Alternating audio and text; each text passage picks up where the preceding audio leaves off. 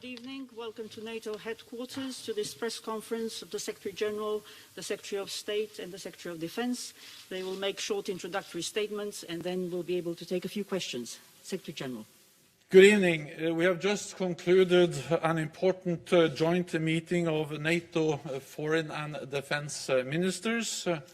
Secretary of State Antony Blinken and Secretary of Defense Lloyd Austin have joined us here in Brussels. So, Tony and Lloyd, I'm very grateful for your personal strong commitment to NATO, to our transatlantic bond.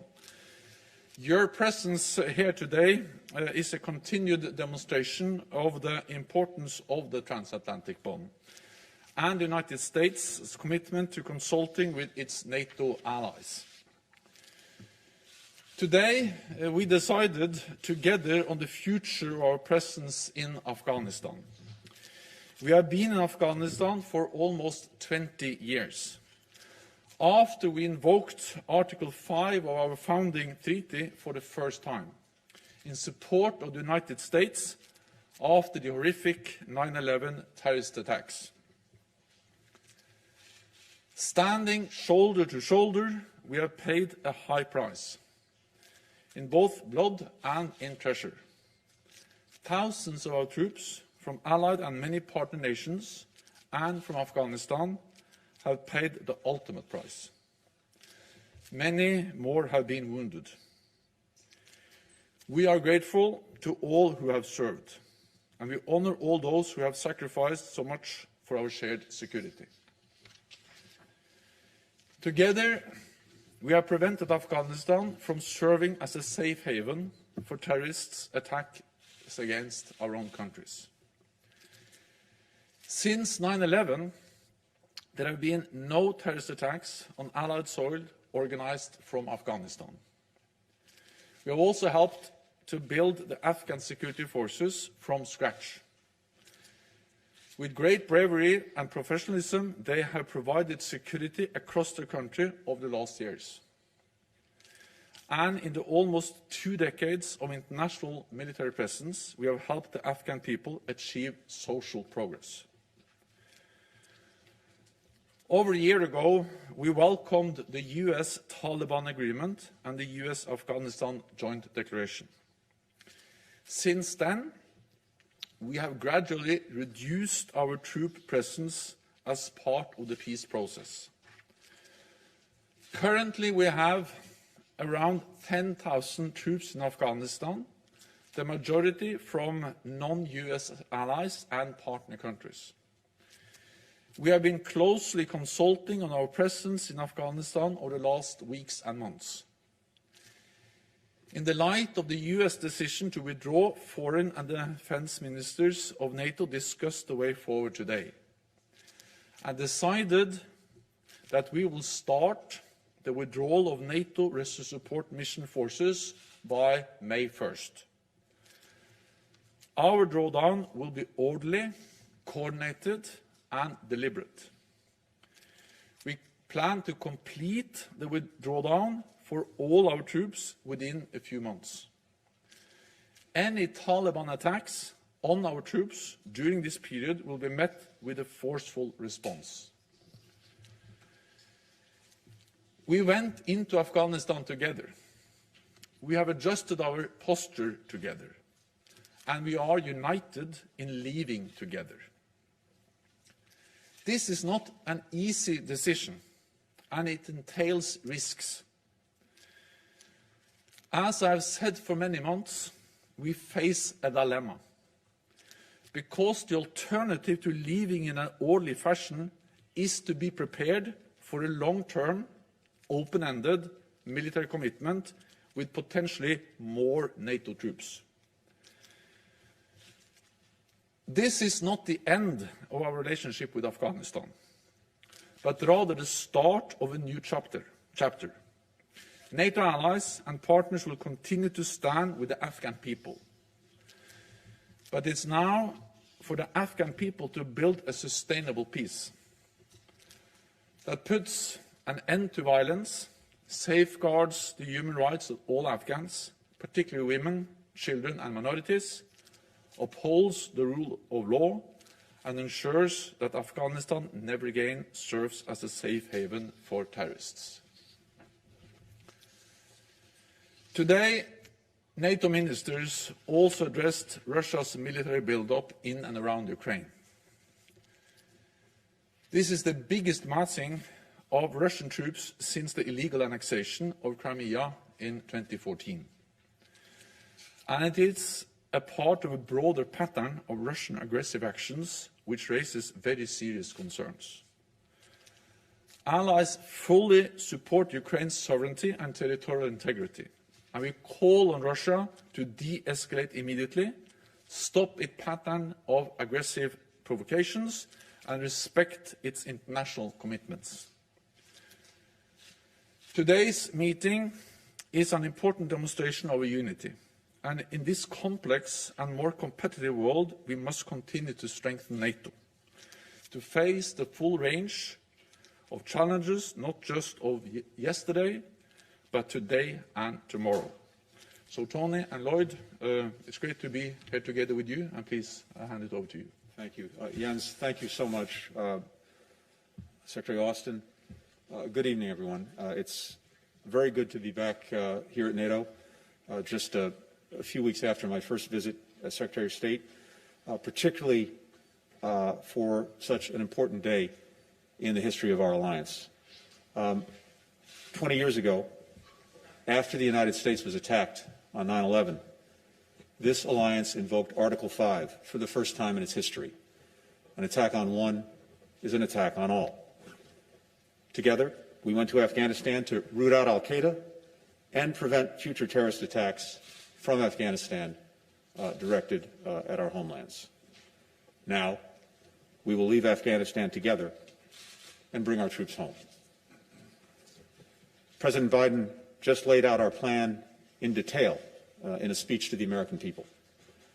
And as you heard, and as Jens just noted, we'll begin our troop withdrawal by May 1st, and we'll complete it before the 20th anniversary of 9/11 later this year. After years of saying that we will leave at some point, that time has come. The threat from al-Qaeda in Afghanistan is significantly degraded. Osama bin Laden has been brought to justice. We have achieved our original objective. And we don't believe that maintaining an indefinite troop presence in Afghanistan is in our interests, not for the United States, not for NATO and our allies. The world has changed dramatically over the last 20 years. And as you heard the President say, we have to adjust our strategy to meet the threats of 2021, not 2001, and take on the challenges that now demand our focus and resources. The United States and our allies will coordinate closely on our next steps. We've always said, as the Secretary General noted, that our plan was in together, adjust together, out together. And today, we began to hammer out what out together looks like. We will withdraw our troops responsibly, deliberately, safely. Let me be clear.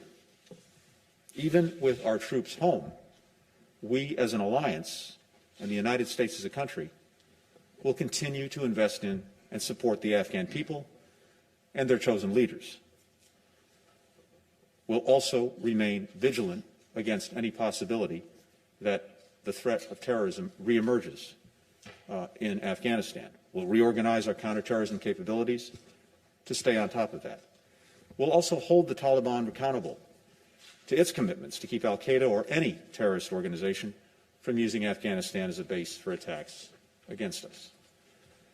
We'll pursue a durable and just political settlement between the government of Afghanistan and the Taliban, and we'll engage other countries that have a major stake in a stable future for Afghanistan and will now have to step up after years of NATO underwriting stability. We'll continue to support the government of Afghanistan and provide assistance to the Afghan security forces who have fought and continue to fight valiantly and at great cost on behalf of their country. And we'll keep investing in the well-being of the Afghan people. We'll bring our diplomatic and development resources to bear to protect and build upon the gains that the Afghan people have made in recent years.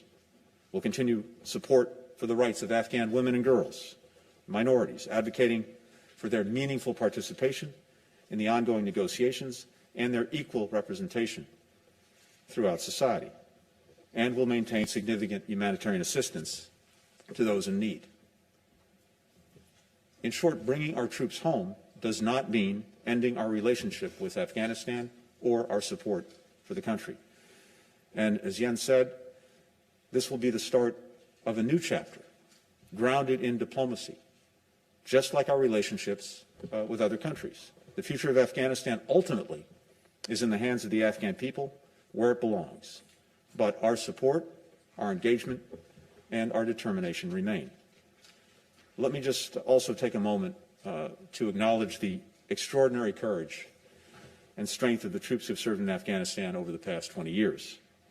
At its height, the International Security Assistance Force had troops from 50 NATO and partner countries.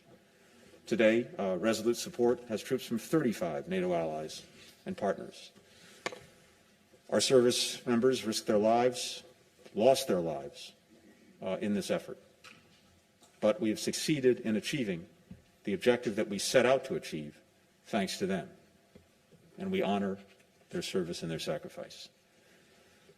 I also have to say that the United States will never forget the solidarity that our NATO allies have shown every step of the way. No country could have achieved what we achieved as an alliance, working together. And as my friend Secretary Austin can attest, these years in Afghanistan have transformed our troops and our countries in ways that we will be reflecting and acting on for a long time to come.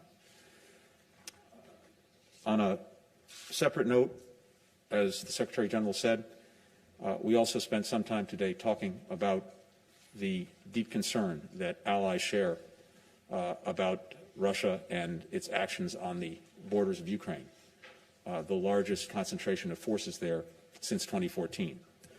And what was striking to me was in the North Atlantic Council meeting, listening to every single ally, all 30 of us express those concerns and a determination to see Russia take steps to de-escalate the tensions that it is creating. Our conversations today here at NATO are just the start of the intensive planning that our countries will do together over the next several months. We are grateful to our allies. We're grateful to you, Mr. Secretary General, for your leadership as we undertake this historic transition together. Thank you.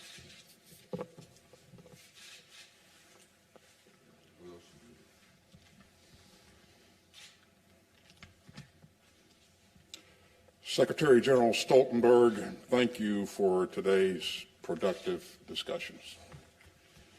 And I'm grateful to be joined by my friend and colleague today, Secretary Blinken. And tonight, I want to thank our NATO allies and partners for the time that they have afforded us to complete our review and explain the President's decision to withdraw all U.S. forces from Afghanistan by September 11, 2021. And I fully support his decision. Our troops have accomplished the mission that they were sent to Afghanistan to accomplish. And they have much for which to be proud. Their services and their sacrifices, alongside those of our resolute support and Afghan partners, made possible the greatly diminished threat to all of our homelands and homelands from al-Qaeda and other terrorist groups. These brave men and women also made possible economic, civil, and political progress. And so today the Afghan people police their own streets. They defend their own interests. They elect their own leaders, many of whom are women. They send their children to school. And they own and operate more private enterprises than ever before. There is still too much violence, to be sure, and we know the Taliban still will seek to reverse some of this progress. And that is why we support wholeheartedly the diplomatic efforts ongoing to achieve a negotiated and political settlement that the Afghan people themselves endorse. But today, the President has given us a new mission: to responsibly draw down our forces and transition to a new relationship with our Afghan partners. And thanks to the efforts of coalition and allied training, the Afghan security forces are better and more capable of securing their borders and protecting their fellow citizens. And we will continue to support them in those efforts.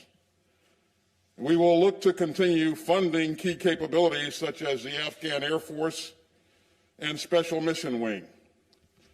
And we will seek to continue paying salaries for Afghan security forces.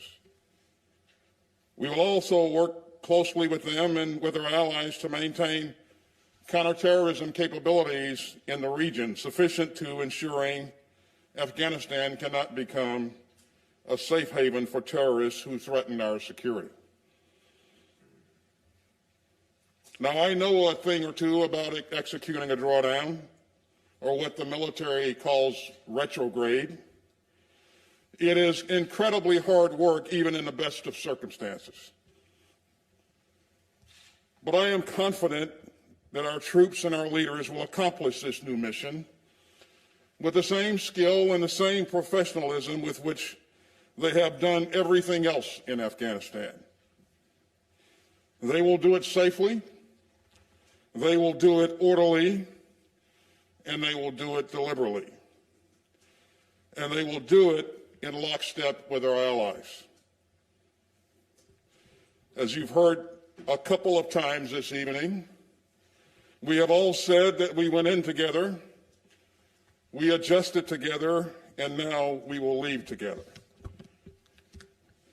And I must add that we will respond forcefully should the Taliban attack any of our forces or those of our allies during this drawdown. Now, I believe it's important to remember that the President's decision also gives us an opportunity to refocus our efforts, to deter and, if necessary, to defeat future adversaries. And we will do that in no small measure by revitalizing our alliances and partnerships, such as this one, and by being ready to meet the challenges that most credibly undermine our international rules-based order. And as I've said before, the People's Republic of China is our #1 pacing challenge as it seeks to reshape the international order. Likewise, I call on Russia to respect Ukraine's territorial integrity. We are committed to assisting Ukraine with its self-defense needs. And in closing, I want to thank all those who served in Afghanistan. I know all too well the sacrifice that we've all made to get us to this point. And to the families and the loved ones of those who did not make it home. And for all those forever changed by this war, I pledge our unwavering support for the grief and the challenges that you still endure. We honor you, and we honor their memory, and we always will. And I believe that the President's decision proves exactly that. Thank you very much. Thank you. We now have time for a few questions. We'll start with John Hudson from Washington Post in the front row. Thank you very much. Secretary Blinken, the decision to withdraw from Afghanistan has been applauded by war-weary Americans, but many advocates for getting out have also said the U.S. must be willing to take in Afghan asylum seekers and also interpreters who worked with military personnel who may be imperiled by this decision. Can you commit to that? Secretary Stoltenberg, will you encourage NATO members to take in Afghan refugees and asylum seekers? And Secretary Austin, I'm told you made a very powerful case for withdrawal in the NAC meeting today. Did uniformed U.S. military leaders share your view about this decision to withdraw in September? I'll start very quickly and say simply yes.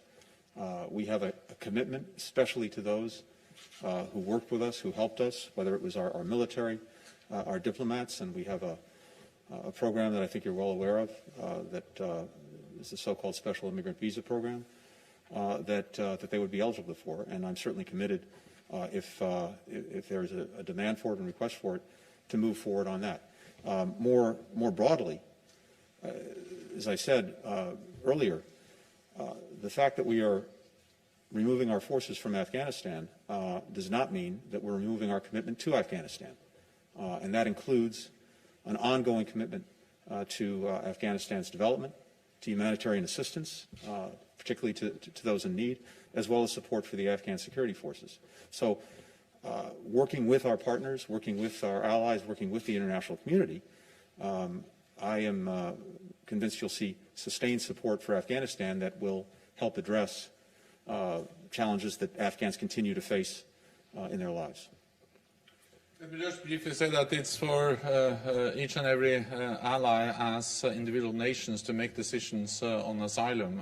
But what I can say is that NATO as an alliance, together with all the allies, will continue to support the efforts to create a sustainable peace in Afghanistan. And that's exactly why we so strongly support the peace efforts. And that's also the reason why we already have adjusted our force presence in Afghanistan as part of the peace process. So we will continue to provide support to Afghanistan, but we will do that not by having thousands of soldiers on the ground in Afghanistan, but through our partnership with Afghanistan, with the support of the peace process, and also, of course, working to make sure that we maintain the gains we have made, not least in the fight against terrorism. In terms of the input of our senior military, I won't speak for them. What I can tell you is this was an inclusive process, and their voices were heard, and their concerns taken into consideration as the President made his decision. But now that the decision has been made, I call upon them to lead their forces through this effort, through this transition. And knowing them all very well as I do, I have every confidence that they will, in fact, lead their forces through this effort. From the Wall Street Journal.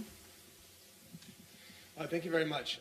For the Secretary-General, what proportion, if any, of your organization's members expressed some concerns about a U.S.-led withdrawal and what it would mean for Afghanistan, either as a possible location for terrorist elements or for the stability of the Afghan government and civil and women's rights there? And if I may, for Secretary Blinken, what is your response to Iran's claim that it will move to 60% uranium enrichment? And is that an expected or an appropriate response to the attack on Natanz that Tehran has blamed on Israel? And then for Secretary Austin, a question about Russia's military buildup that's worrying so much of Europe today. What response do the U.S. and its partners have to impose costs on Moscow if it interferes further in Ukraine, other than the kind of targeted sanctions we've seen since 2014? And were those responses discussed this week with NATO and other partners? Thank you. All allies agreed, and all allies agreed actually a statement which we agreed at the ministerial meeting today, where we clearly state that we now have decided to start the withdrawal of all our NATO troops from Afghanistan starting 1st of May, and the plan is to finalize that drawdown or withdrawal within a few months. So this is not something we just discussed. This is something actually we decided and adopted a joint declaration where we state that clearly, and also explain why we made the decision. At the same time, I think all allies are aware of that this is not an easy decision. And this is a decision that entails risks. And also a decision that really requires that we continue to stay focused on Afghanistan, partly to make sure that the withdrawal takes place in a safe and secure and orderly way, that we send a very clear message to Taliban that if they start to attack us, we will retaliate and answer in a very forceful way. But also to start to work on building a new chapter, a new kind of partnership with Afghanistan, because there are many ways to support the country. The case is that there are many different ways. The only way to support the country is not by having thousands of combat troops deployed in the country. We are working with countries all over the world. We have diplomatic tools, we have economic tools, we have development, we have humanitarian aid. All of that is at the disposal of NATO allies and NATO to continue to provide support to Afghanistan. So this is not the end. This is the beginning of a new way of working with Afghanistan. But I think that after 20 years, allies saw that the time had come to end our military presence there, and in light of the U.S. decision, all allies agreed to the statement. With regard to Iran, we take very seriously its provocative announcement of an intent to begin enriching uranium at 60%. And the P5+1 should be unified and united in rejecting that. I have to tell you, the step calls into question Iran's seriousness with regard to the nuclear talks, just as it underscores the imperative of returning to mutual compliance with the JCPOA. The United States and Iran have both stated a common objective of returning to mutual compliance with the JCPOA.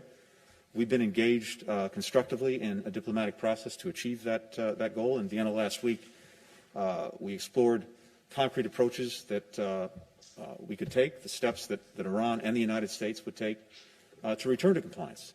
And I think the United States demonstrated very clearly to the other participants in this effort and to the world our seriousness of purpose. It remains to be seen whether Iran has that same seriousness of purpose. But the goal, returning to compliance with the JCPOA and the diplomatic process, which is resuming in Vienna this week, that remains the best way to limit Iran's nuclear program in a lasting way, to verifiably ensure that Iran cannot produce fissile material for a nuclear weapon on short notice. And we're committed to pursuing that process, but the real question is whether Iran is, and we'll find out. With regard to the Russian force buildup, we remain concerned about what we're seeing. And so we continue to monitor very closely the activity there, and we continue to consult with our partners. And as you've heard us say earlier this evening, we call upon Russia to cease their provocations and to be more transparent about this recent activity. You've also heard us say that we believe that the territorial integrity of Ukraine must be respected. We have provided some material support to Ukraine in the past, and we'll look to continue to do that. The national security architecture, our team, will always present our president with a range of options that are focused on employing, all of the elements of national power that we have available to us when we consider options to present to the president. And I'll just leave it at that. We'll go higher up. Thomas Kutschke from Frankfurter Allgemeine Zeitung. Yes, thanks a lot. One question to Secretary Blinken, please. In their annual threat assessment that was published just a few days ago, the U.S. intelligence community said about Afghanistan, and I quote, "The Taliban is likely to make gains on the battlefield, and the Afghan government will struggle to hold the Taliban at bay if the coalition withdraws support," unquote. Do you agree with that assessment? How did it play into the decision-making on Afghanistan, and what should prevent the Taliban from searching a military solution to the intra-Afghan conflict? And then a question to Secretary-General Stoltenberg. You have been the #1 proponent of a conditions-based withdrawal. And I think tonight is the first time I hear you speaking about Afghanistan without mentioning these famous 3 conditions to the Taliban. President Biden came to the conclusion that this conditions-based approach would be a recipe for staying in Afghanistan forever. What do you reply to him tonight? And what do you reply to what he just said in his speech, that basically for the past 10 years, NATO lacked clear objectives to justify its mission in Afghanistan? Thank you. With regard to the first question, I think the National Intelligence Estimate is a very realistic assessment. But it's important to remember how we got here and to have that context for what the President decided and where we're going. As a reminder, we inherited the lowest number of U.S. and partner forces in Afghanistan since the very early days of the war.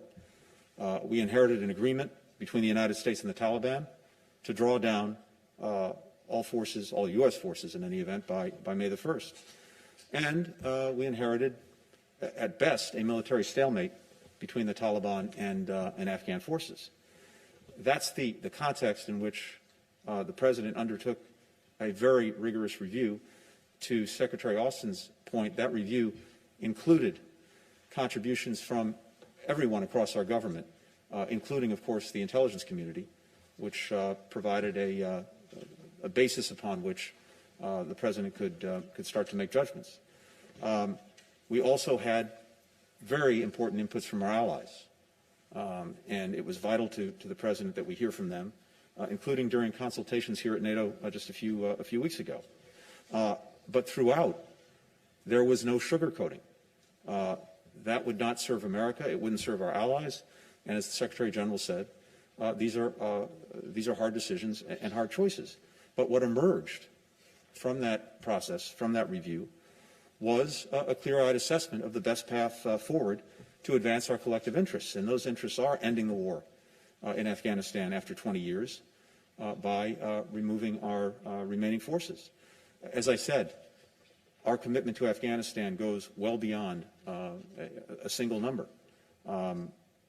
It's very important to note that we are very focused on advancing what prospects there are for a diplomatic resolution to the conflict, pressing the parties to engage in meaningful negotiations, to a political outcome and peaceful settlement.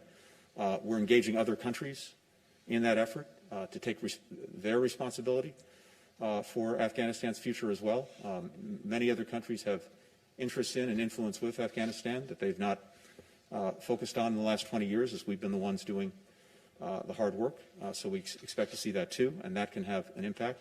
And finally, I would say the Taliban has a choice to make.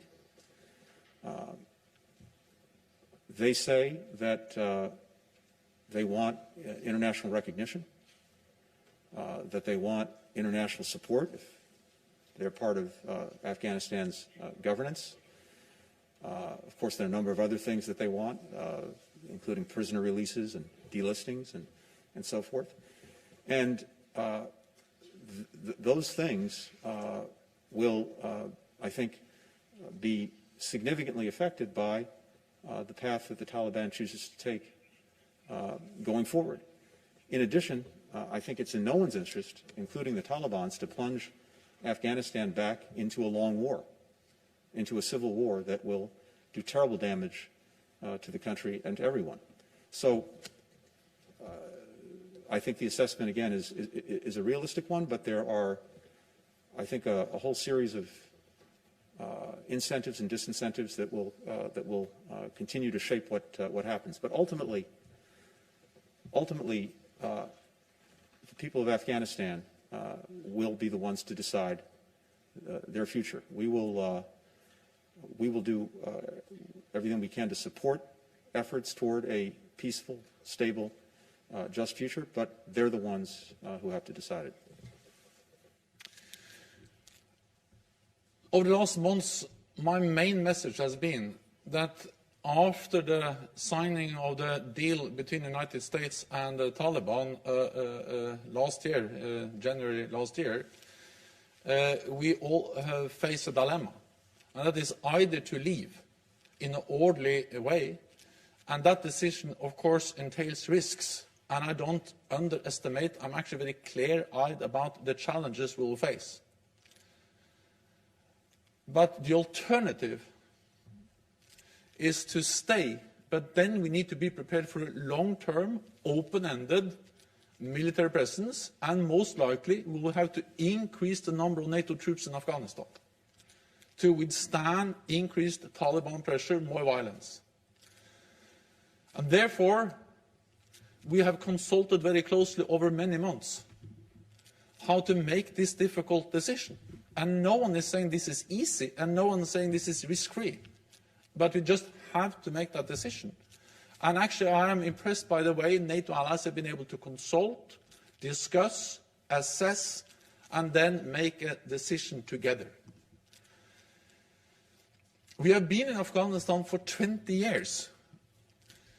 There are many challenges, many problems, many unsolved challenges still in Afghanistan, but we have achieved a lot together with Afghans.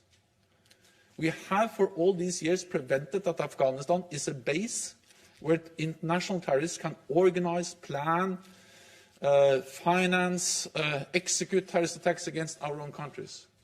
To prevent that, that was the main goal of going in. Second, we have helped to build an Afghan security force, which now consists of hundreds of thousands of professional, well-trained, brave soldiers, military personnel, which are now in charge of security in their own country. We will continue to support them, even though we are ending our military presence on the ground. And thirdly, we have helped the Afghans to make significant economic and political social progress in their own country. So this is a totally different Afghanistan than the Afghanistan we went into in 2001. And therefore, we also gradually adjusted our presence. So this is actually this is the end of an ongoing process which started more than a year ago. Not so many years ago, we were more than 100,000 NATO troops in Afghanistan in a big combat operation. Now we are roughly 10,000 in a mostly trained, assist and advise mission. So when we now, in a way, make the final decision to end our military presence, that is part of an adjustment which has gone on for some time. And again, I'm not saying this is easy. I'm not saying it's risk-free, but I'm saying that compared to alternative, and also based on the US decision, all allies agreed, and therefore they also adopted and agreed to the statement, which clearly states that we will start the withdrawal, the final withdrawal, 1st of May, and then be out within a few months. Third row from Associated Press. Yes, Robert Burns, Associated Press. Secretary Austin, both you and Secretary Blinken mentioned that once the withdrawal of U.S. and coalition forces is complete, that there will be a repositioning of counterterrorism forces in the region. And I wonder if you can explain what exactly that means. In other words, where will they be and in what kind of numbers? And can you say, Secretary Austin, that it's actually realistic to target extremist groups inside the vast expanses of Afghanistan if you're not actually there? And for Secretary-General Stoltenberg, will NATO be part of that over-the-horizon force? And for Secretary Blinken, what sort of diplomatic arrangements will have to be made in order to accomplish that? Thank you. Thanks, Bob. Great question, but I think you'll understand why I won't get into specific details about where our counter-terrorist assets may be positioned. I would tell you that we are beginning the process now of working out details with allies and partners about how we're going to do that, and we'll work those details in the appropriate channels. As you know, Bob, we have a range of capabilities that are available to us. And the President has been clear that we will not allow our homeland to be attacked again from the spaces of Afghanistan. In terms of our ability to acquire targets and engage them in places where we are not, actually you're seeing us do that each and every day in places around the globe, whether it be in remote places in Africa or other places. We have the reach and the ability to, in fact, do that. And I would just say, working in conjunction with our allies and partners, there's probably not a space on the globe that the United States and its allies can't reach. Thanks. I have very little to add to what Secretary Austin said. Let me just say, though, more broadly, that with regard to other countries in the region, I think one of the striking things is that while we have many differences with many of them on a number of accounts, there are clearly some shared interests across a number of countries, whether it is Russia, China, India, Pakistan, Iran, Turkey, and others. And when it comes to Afghanistan, I think there's an interest that many of these countries have in not seeing the country descend back into civil war, into a long war. The risks that could pose to them, including potentially extremism and terrorism directed against them, refugee flows heading in their direction, drugs as well. All of those argue that countries will have an interest and also some influence with the parties in Afghanistan to try to keep things moving in a positive direction. As I noted earlier, for the last 20 years, these countries have not had to do much because NATO has been there, at least helping to provide with the Afghans some basic stability. I think countries will now have to look hard at the interests that they have, look hard at the influence they have, and decide whether to use that in ways that ensure that Afghanistan is not a source of instability and a source of terrorism and extremism. So we will continue to provide support to and work with Afghanistan also after the end of our rescue support mission. I spoke with President Ghani today, and one of the issues we discussed is actually how to develop this new partnership. And that will address different things. It's partly about how to make sure that we are able to provide support to our diplomatic presence, diplomatic missions, the political efforts. It's about continue to provide support to the Afghan security forces. And we will also have to look into how can we make sure that we not jeopardize the gains we have made in the fight against international terrorism. Exactly how we will do that, exactly what role NATO will have, is not yet decided, but all of these issues are on the table and are now discussed among NATO allies and also with Afghanistan. Let me also add that, of course, in our engagement with Afghanistan, to support the peace efforts, fragile, difficult, no guarantee for success, but the only way to a lasting peace is also something that NATO and NATO allies will be focused on. We welcome the upcoming Istanbul conference. Foreign Minister Mevlut Çavuşoğlu was here and updated allies on the preparations for that conference.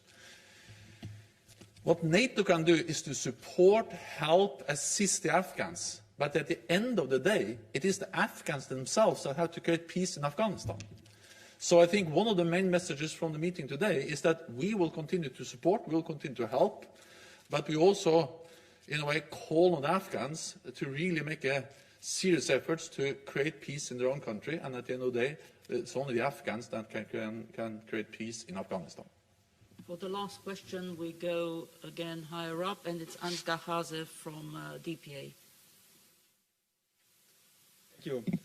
You agree today that it is essential for NATO to continue delivering support for Ukraine. Secretary Austin and Secretary-General Stoltenberg, can you tell us what kind of additional military support Ukraine can expect? And a more general question to Secretary Austin, why are you stepping up your support for Ukraine while taking a decision that could destroy the young Afghan democracy? Thank you. I didn't hear the last part of your question. Could you say that again? The last part was to Secretary Blinken, a more general question.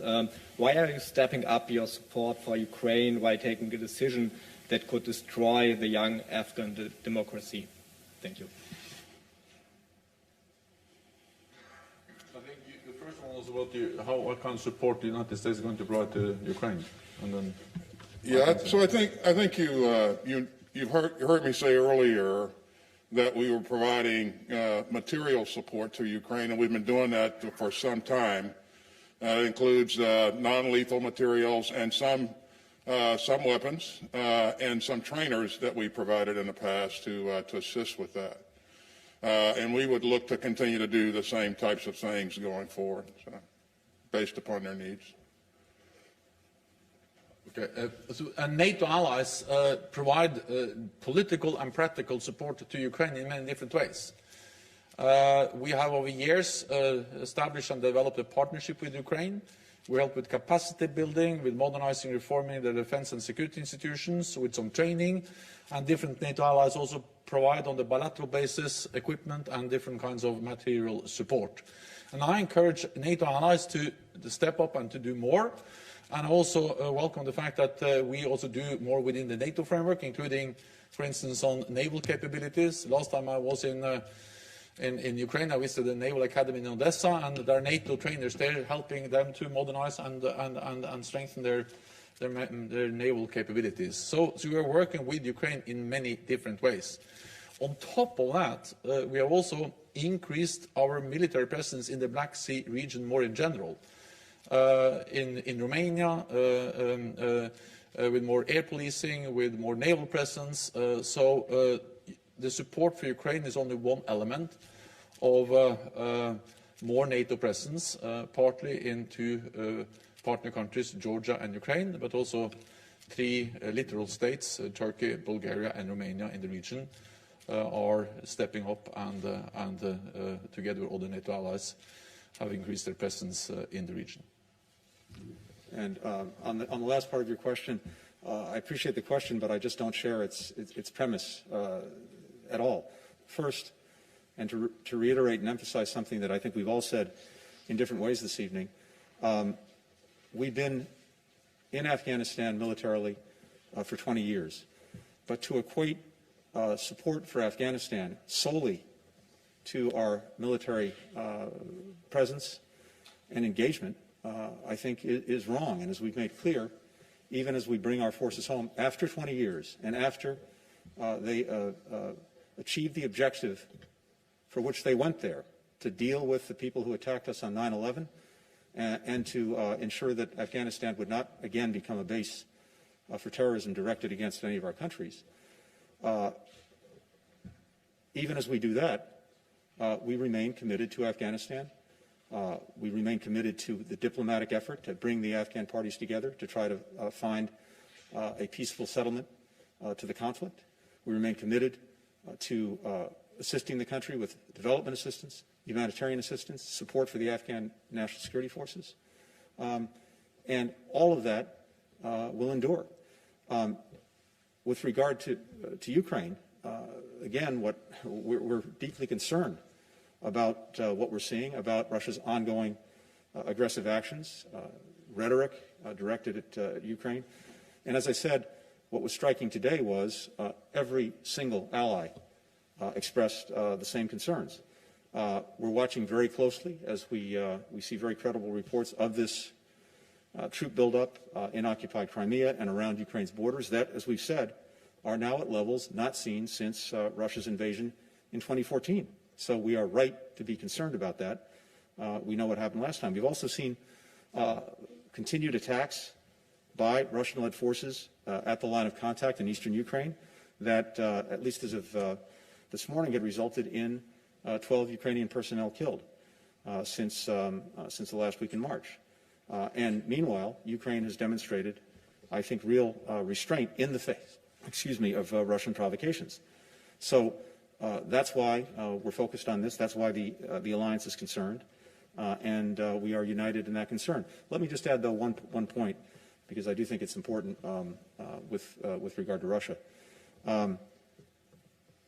We would prefer a stable and predictable relationship with Russia, and that, in turn, requires open lines of communication, to be very clear about our views, about our policies, about our objections to Russia's actions.